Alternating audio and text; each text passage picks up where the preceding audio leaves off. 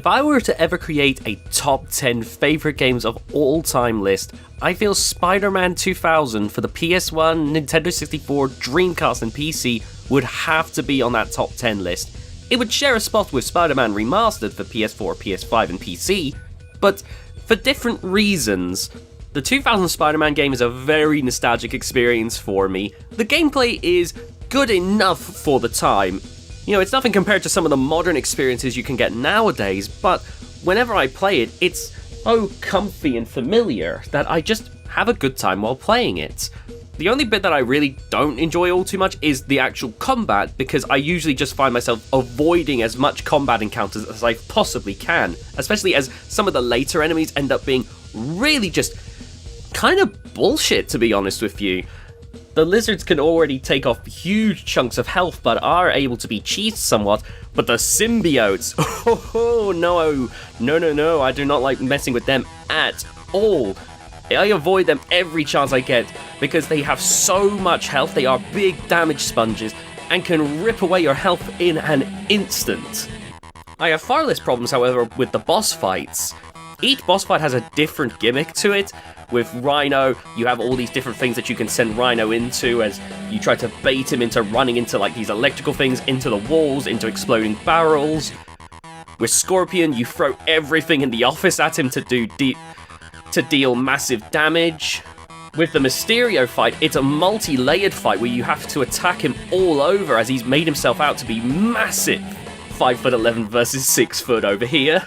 The Doc Ock fight can be a little bit tedious, as you have to kind of wait for these little switches to appear, and once you flick them all off, then you can beat Doc Ock, but it's a good endurance test as you try to avoid taking damage for as long as you can. And then there's the Carnage fight, where, in my opinion, taking damage is almost a necessity to be able to bait Carnage in, and then knock it into the bubble. You bait Carnage in, grab a health pickup, and smack them into this fire and sonic wave bubble. There's obviously more, like the Monster Ock fight, which you don't even fight. That's probably the wrong word to use. You actually just run away from Monster Ock. And it's honestly a thrilling bit of chase, especially for younger me, because Monster Ock is always right behind you. Like, they did a great job at having the rubber banding such that Monster Ock is always on your case, making it so that you always feel like you just got by the skin of your teeth. The game is such that I've played the game over and over and over again, playing it on every format that I can.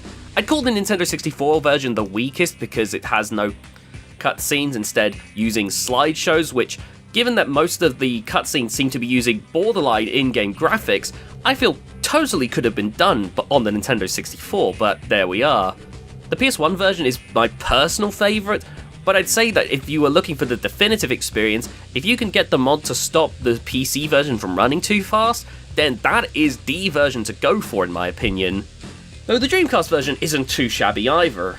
The story in my opinion isn't too much to note about, as it's clearly just an excuse to reel in as many villains as they could manage, and there's a whole rogues gallery. I didn't even mention the fact that Venom is a notable character in the story.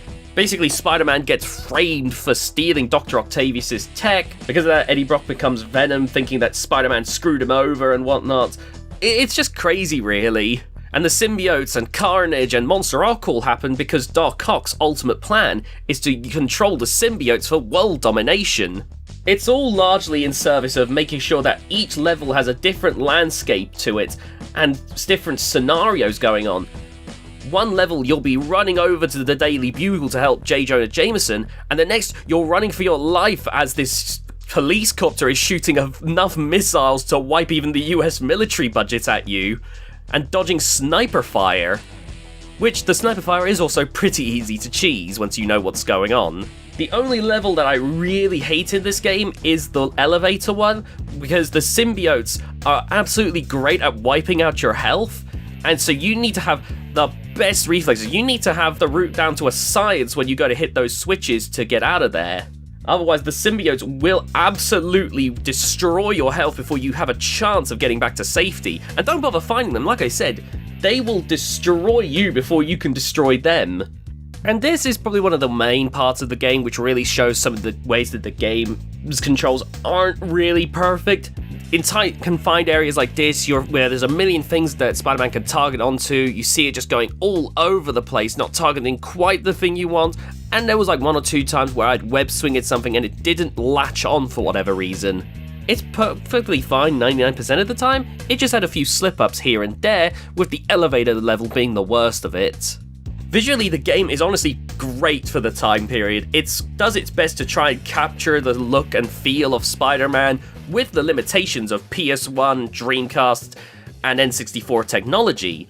And it's such that even now, obviously while it's showing its age, I still think it looks nice, and I don't have as much of a problem looking at it as opposed to other games from its period. If you couldn't tell already, this game is absolutely clouded with nostalgia for me.